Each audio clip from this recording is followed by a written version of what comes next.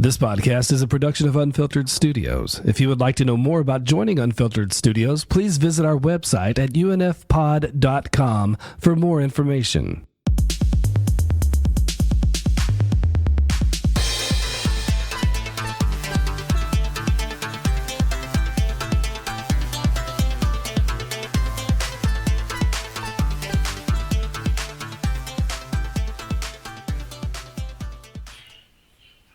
Hello, and welcome to another episode of the kjandapodcast. My name is Jay the Gray.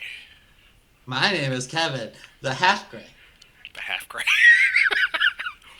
And on this episode of the KJ Arcade, brought to you by GameCore, we are talking about Bloody Roar.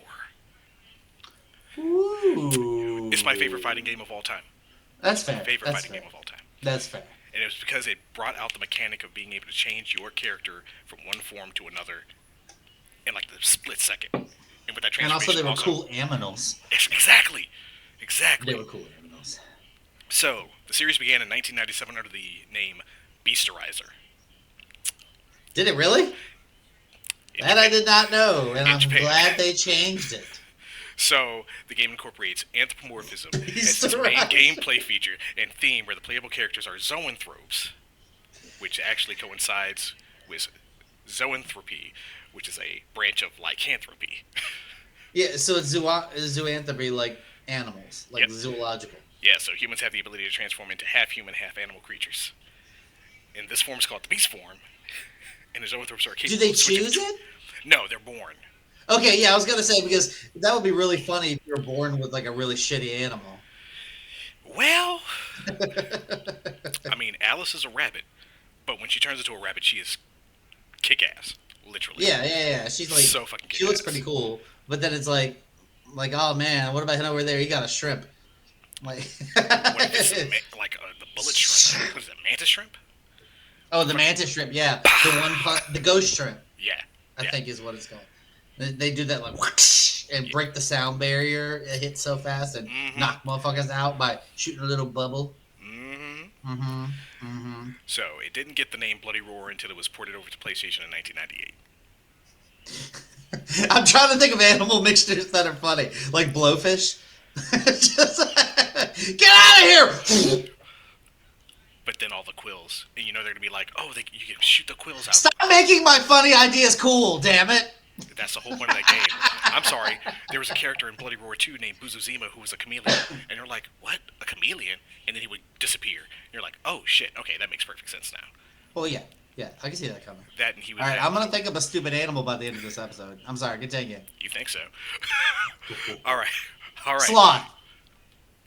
Those claws are terrible. Yeah, but like... Yeah, he might be slow. Yeah! You think. I saw him at the DMV. Motherfucker. Yeah. You get him in a car and he's like super fast. Frank? Hi.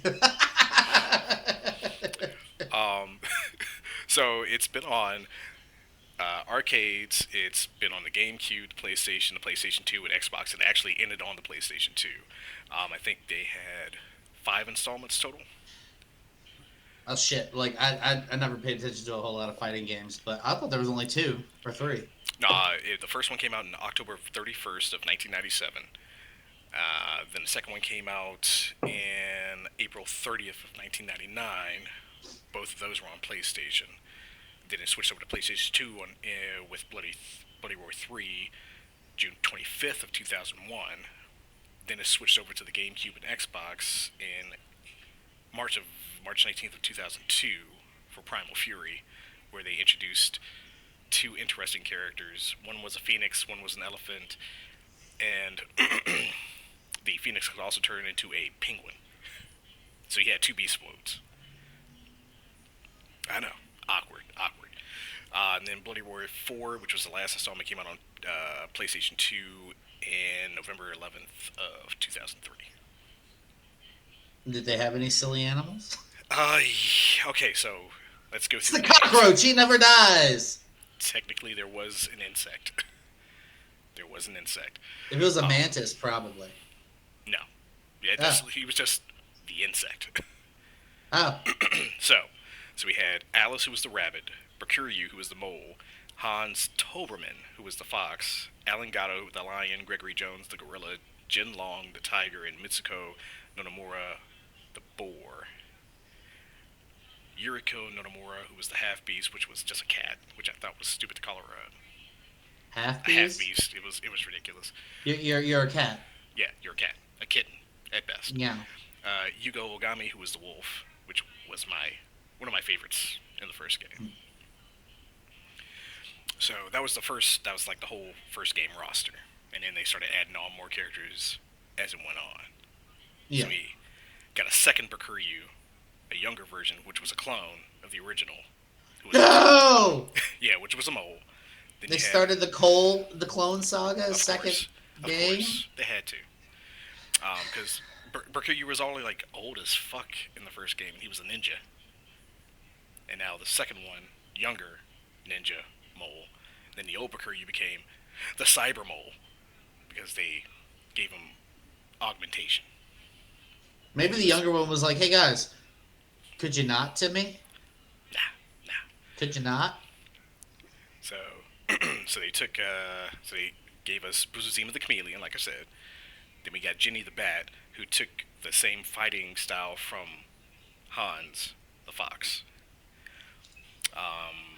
Then we had Shinlong, another clone, which is the even version of Jinlong. So you had the regular tiger, and then you had the dark tiger. Then, I mean, I guess there had to be repeats of the entire world could turn into animals. yeah, they had Sheena, who was a leopard, which was Gatto's daughter. Stun, the insect, but he was basically like a big rhino beetle. That's cool. And then Koryu. Scare beetle is cool. Yeah, see, then you had Koryu, which was the cyber mole, but they called him the Iron Mole. Ooh, look out! Yeah. Then we had our first crazy creature, Uranus, the Chimera. Yep. They could have named him after a cooler planet. I think that It didn't have anything to do with buttholes.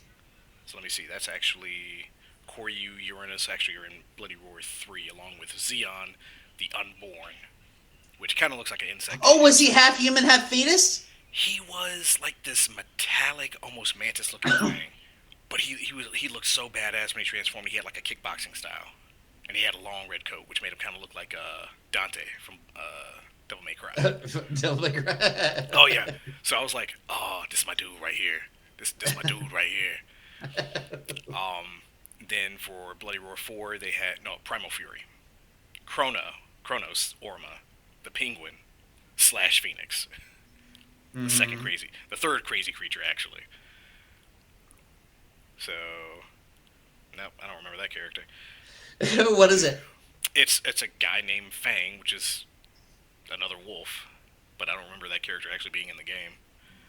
Oh man, together they form the Pride. Ganesha. No wait, that's Alliance. That's Alliance. Never mind. The Pack. Correct. Ganesha the elephant.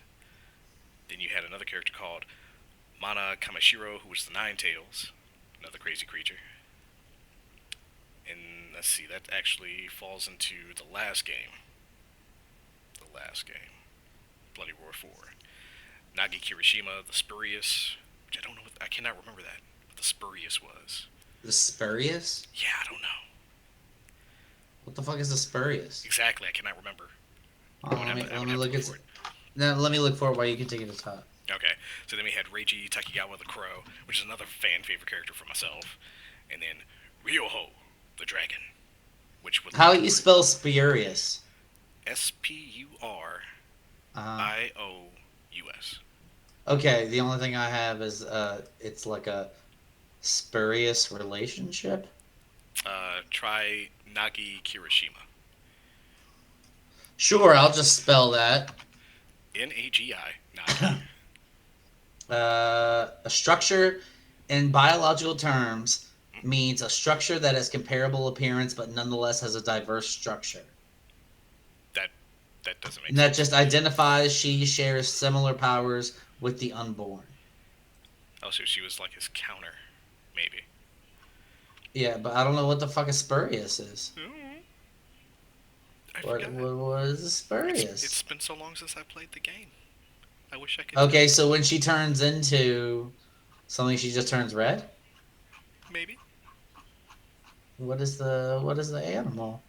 Half unborn, her beast form is half unborn, half human. So she's like, Oh, she's like a mixture of yeah. Shion and her normal self.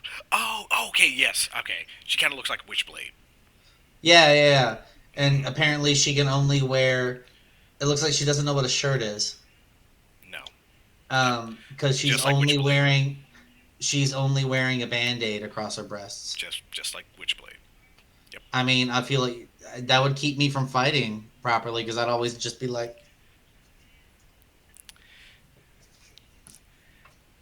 Hey, I don't make games. I just play them.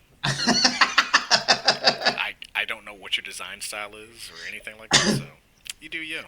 But yeah, for like 5 installments of this game, and every game, like I said, it was just massacre, and I loved it so much. Because again, yeah. regular person, basic fighting style, transform into your beast form. It's the same style, but heavier hits, and an awesome finisher that, yeah, it knocked you out of your beast form, but it was still cool as fuck to see, especially Shenlong, because he had like the freaking combo style that was just so easy to use. Mm. Oh my god. Oh, who was that guy in Tekken? Eddie Gordo? Oh Where yeah. he just hit them kick buttons, Cop, and he's just cop, like what? This is what Copperware That's is, man. it. Just all over the place, and combos Everyone just who keep plays coming. that fucking Eddie Gordo just